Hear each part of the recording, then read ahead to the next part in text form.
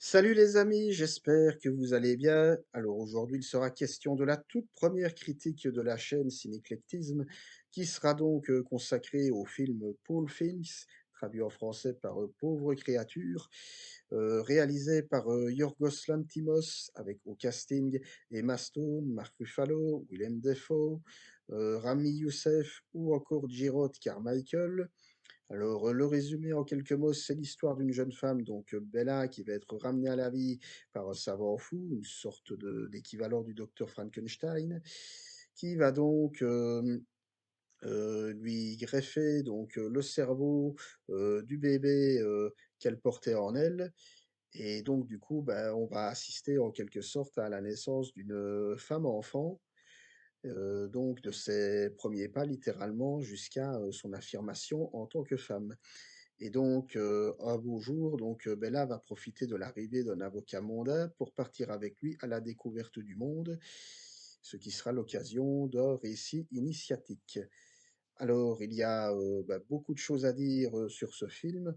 Alors, en premier lieu, il s'agit ni plus ni moins que d'un portrait de femme, que, comme dit tout à l'heure, on va littéralement assister à la naissance de Bella. Donc on va la voir réagir comme un enfant, donc toucher à tout, apprendre à prononcer des mots. Puis quand elle va devenir un petit peu plus adolescente, ben, découvrir son corps. Et puis tout simplement découvrir le monde. Et donc à ce niveau-là, donc le film est très important parce que qui dit portrait de femme dit également émancipation de soi. Et donc, on va découvrir que l'émancipation de soi va passer à se faire à la fois de manière physique et psychologique. Alors, de manière physique, où Bella, bah, plus encore au cours de son périple, va véritablement s'affirmer de manière sexuelle. Et alors, sur le plan psychologique, étant donné qu'elle est supposée avoir le cerveau d'un enfant, enfin pas encore assez développé, elle va dire tout ce qui lui passe par la tête, ce qui va donner lieu d'ailleurs à des situations assez cocasses. D'ailleurs, ça rigolait pas mal dans la salle, à juste titre. Donc,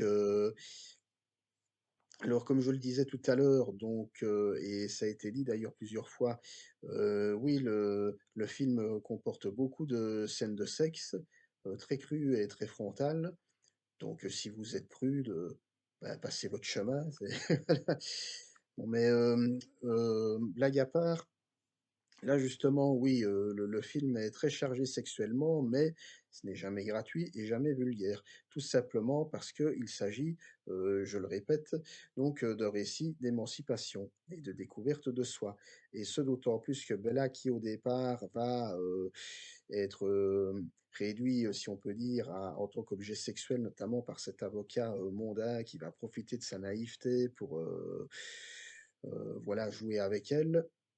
Eh bien, Bella va justement, tirer de cela un certain plaisir, qu'elle va utiliser justement pour arriver à ses fins et pour, s'affirmer face au monde des hommes et au monde tout court. Monde qui d'ailleurs, sera montré, de manière un petit peu doux amère parce que le périple qu'effectue Bella, ça c'est important de le dire, passe par différentes villes. Donc on va passer de Barcelone, puis à Londres, puis à Paris, et ce sera l'occasion pour elle de découvrir à la fois, différents types d'hommes et également différents types de choses, notamment, cette séquence où elle arrive à Alexandrie, où elle va se rendre compte de la misère sociale du monde et ça va profondément l'affecter, au point qu'elle va faire quelque chose, qui va paraître assez drôle aux yeux des spectateurs, mais qui va l'être moins pour l'avocat qui l'accompagne.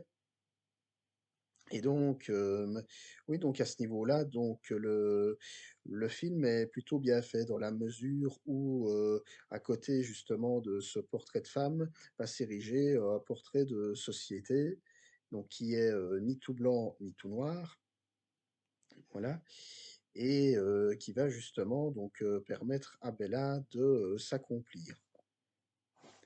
Et ce qui est important de souligner, C'est également le parti pris de la mise en scène, donc ça pourra un petit peu en déstabiliser plus d'un, mais la première partie du film est en noir et blanc et donc c'est-à-dire que quand Bella, est entre guillemets, «un bébé», donc on va la voir donc apprendre à marcher, apprendre à prononcer des mots, et toute la partie est en noir et blanc. Je pense que c'est une manière simplement de symboliser le fait que, bah, quand on est petit, bah, forcément, on ne comprend pas grand-chose à la vie, on ne comprend même rien à la vie, donc tout le choix du noir et blanc et puis, progressivement, quand Bella va partir à la découverte du monde, le film va, gagner en couleurs.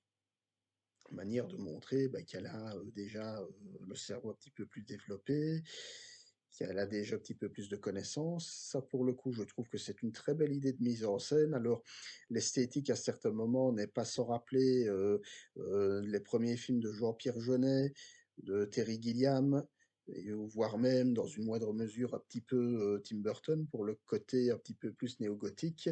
Esthétiquement, le film est superbe, ça, voilà. Heu Ça vraiment, on sent que la direction artistique est somptueuse, on a, vraiment, que ce soit au niveau du noir et blanc ou de la couleur, c'est très travaillé, c'est très léché. Ça correspond aussi à une certaine époque. Alors le film, fait penser qu'il se situe à l'époque victorienne, mais en même temps, on sent qu'on est bon, c'est pas un film de science-fiction, hein, je veux dire, on n'est pas dans un futur proche, mais on sent que et ça, c'est pas mal fait, qu'on est à la fois dans un côté, victorien, rétro et en même temps un petit peu, hors du temps. Et encore une fois, je trouve que c'est vraiment très bien fait et en plus, très travaillé. Voilà, donc ne fût-ce qu'esthétiquement, le film vaut le coup d'œil, mais l'autre gros point fort du film, et qui a déjà été, assez évoqué, ouais, c'est l'interprétation. Je ne dis pas ça uniquement parce que c'est ma comédienne américaine préférée, mais oui, Emma Stone est formidable. C'est, peut-être, l'une des meilleures performances de sa carrière où là vraiment, on sent qu'elle s'est vraiment donnée, à fond dans un rôle qui, est vraiment tout sauf facile. Bon déjà le fait de jouer une femme enfant, ça demande quand même pas mal de réflexion, de compétences, mais en plus passer comme ça de différentes émotions, donc passer, de la joie la plus pure à la tristesse la plus grande et puis à la colère la plus noire, ça demande quand même pas mal de timing et également ne fût-ce qu'au niveau de la démarche, hein. Au départ, on va la voir littéralement marcher comme un bébé, un peu comme ça claudiquer et puis, progressivement, plus elle va prendre, enfin plus elle va grandir et prendre conscience en elle, bah, plus elle va marcher, normalement. Donc une interprétation physique et psychologique vraiment, très impressionnante et en plus, bah, dans des séquences qui ne sont pas toujours faciles à jouer. Alors, je sais qu'Emma Stone avait dit qu'apparemment pour les scènes de sexe, elle a été, coachée, mais en même temps, ça c'est la norme, hein. Je veux dire, les films, qui traitent de sexualité, que ce soit Basic Instinct de Paul Verhoeven ou Crash de Cronenberg, bah, voilà, sur le plateau pour les scènes, les scènes de sexe, il y a toujours quelqu'un pour vous coacher, pour, mettre les acteurs en à l'aise, je vais dire. Et ici vraiment, alors je sais pas de quelle manière ça a été travaillé, mais on sent elle a su sur quel pied danser, j'ai envie de dire. Donc vraiment, elle mérite amplement son Golden Globe et bah, je l'espère, l'Oscar dans quelques mois. Ce ne serait que mérité. Pour le coup, son deuxième Oscar, bah, 7 ans après La La Land et mais vraiment je tiens à le souligner parce que déjà, je ne suis pas sûr que toutes les actrices américaines de sa génération auraient accepté d'aller jusque-là. Heu et en même temps parce qu'elle est, voilà, elle est également productrice du film, donc elle a vraiment, donné, beaucoup d'elle-même. Alors, maintenant, bah, au niveau, du film en lui-même, donc qu'est-ce que j'en pense après vous avoir, parlé un petit peu de tout ça? Eh bien, pour moi, c'est un très bon film. Alors, j'irai pas jusqu'à parler de chef-d'œuvre. Bon, après, vous me direz, au fond, qu'est-ce qu'un chef-d'œuvre, hein? Mais c'est une claque, voilà, c'est une bonne petite claque. Alors, à la base, moi, je suis pas forcément client du cinéma de Lanthimos, alors j'ai pas tout vu. Je n'ai vu que La Favorite et Mise à mort du cerf sacré. J'avais pas forcément été conquis par ces deux films. Alors, mais du coup, justement, le fait que j'ai beaucoup aimé Paul Fiennes, bah, m'a donné envie de revoir La Favorite, dans lequel jouait déjà Emma Stone d'ailleurs.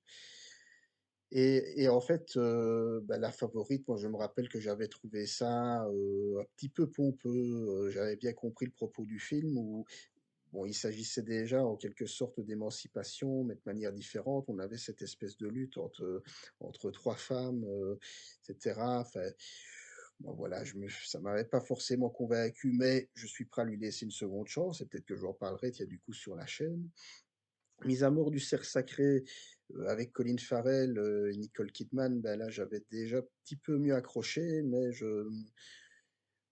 voilà, je me souviens que j'avais pas non plus été très conquis, mais voilà, je suis prêt vraiment à leur laisser une seconde chance parce que comme on dit, hein, on peut très bien ne pas apprécier les premiers films de réalisateurs et puis paf, il fait un film que vous aimez bien, ben vous avez envie de, lui laisser à nouveau une chance.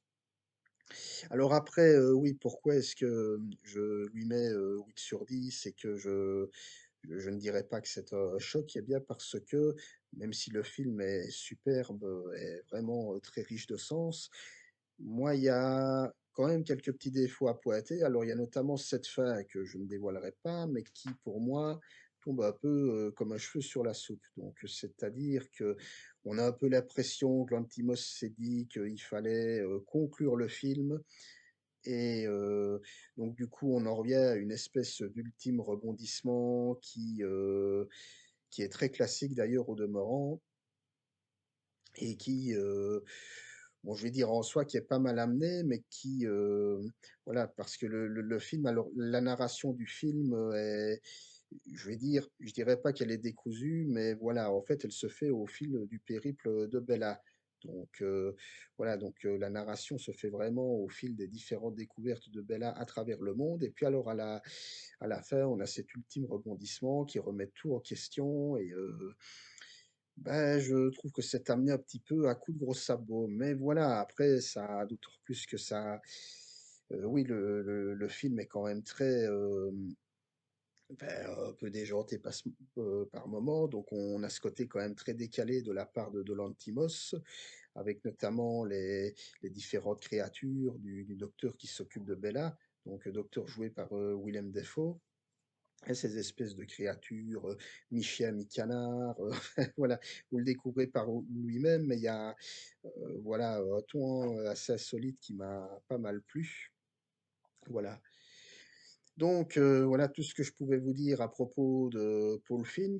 Donc, avec en plus, oui, je n'ai pas encore dit, mais concernant le reste de l'interprétation, parce qu'on a quand même du lourd niveau acteur. Outre Emma Stone, bon, on a Mark Ruffalo, qu'on prend plaisir à retrouver, qu'on pensait s'être un peu perdu dans ses marveleries, je vais le dire comme ça, et qui prouve ici qu'il est un très bon acteur dans le rôle de cet avocat au départ un peu profiteur, puis qui va petit à petit sombrer dans la lâcheté, même dans la colère vis-à-vis de Bella, parce qu'il va lui-même se faire dépasser par sa propre muse, on va dire. Donc vraiment très bonne interprétation. Alors Willem Dafoe dans le rôle du savant, bah, au début on pourrait croire que c'est un rôle un peu creepy, un peu malsain, mais en fait au final pas du tout. C'est même un père aimant, on pourrait même dire un peu un papa poule qui se comporte très bien avec Bella.